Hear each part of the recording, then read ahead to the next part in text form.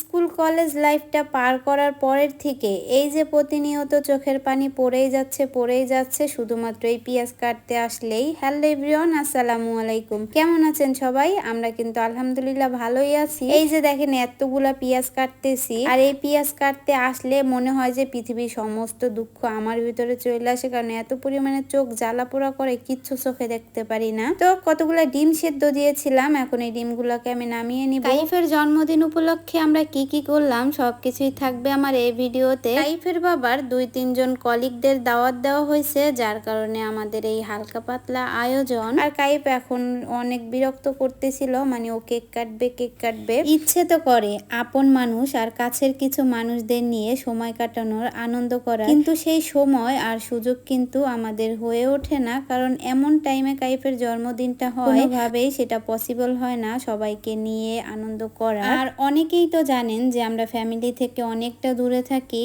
Cox's Bazar two Pabna, এটা possible হয় না কোনোভাবে, যার কারণে এই তো ছেলের বায়নাটা পূরণ করলাম অল্প কিছুর মধ্যে। আগে ছোট ছিল, এত কিছু বুঝতো না, এখন যেহেতু দিন দিন বড় হইতেছে সব কিছুই বুঝে, জন্মদিন বুঝে, আবার এই যে অনেকের অনুষ্ঠানে যায় দেখে, তো এই তো সব মিলাইয়েই ওর একটা ছোট্ট আবদার পূরণ করতেছি।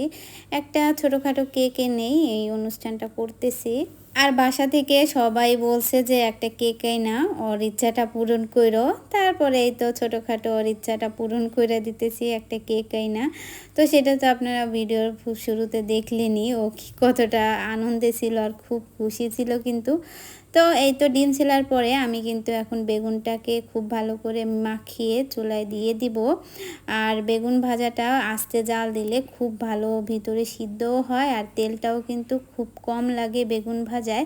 আমরা অনেকেই জানি যে বেগুন ভাজতে তেল অনেক লাগে, এটা কিন্তু ভুল। আস্তে জাল দিয়ে বেগুনটা না ঢেকে দিয়ে এভাবে দিলেই বেগুনটা খুব ভালো করে ভাজা হয়।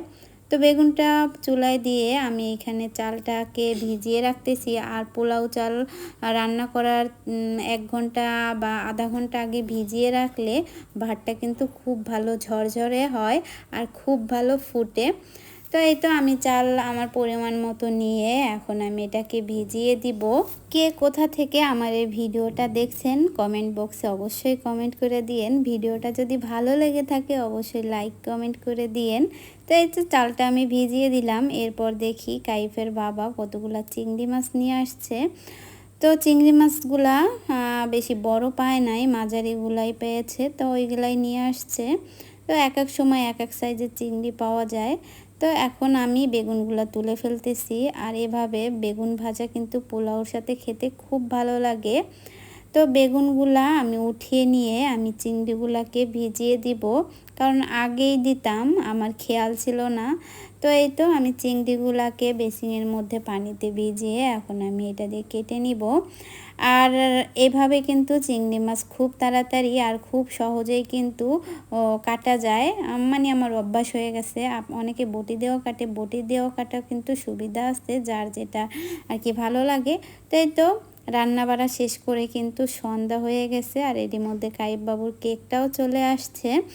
রান্না বাড়া প্লাস সবাইকে খাওয়া দাওয়ার ভিডিও কিন্তু আমি দিতে পারি নাই, কারণ সবাই কিন্তু ক্যামেরার সামনে আসতে অভ্যস্ত না। তো এই তো দেখেন কাইব বাবু কিন্তু খুব খুশি, সে কেকটাকে মানে মোমবাতিতে ফু দিয়ে, এদিকে কোনোভাবে কিন্তু মোমবাতিটা নিভতেছে না, আর সে কিন্তু মহা খুশি হয়ে গেছে। ওদিকে কাইফের বাবার কলিকের মেয়ে ছিল, আর আরও 2-3 জন ছিল। তো সবাই মিলে হাতে হাতে কাইফ বাবুর কেকটাকে কেটে দিতেছে।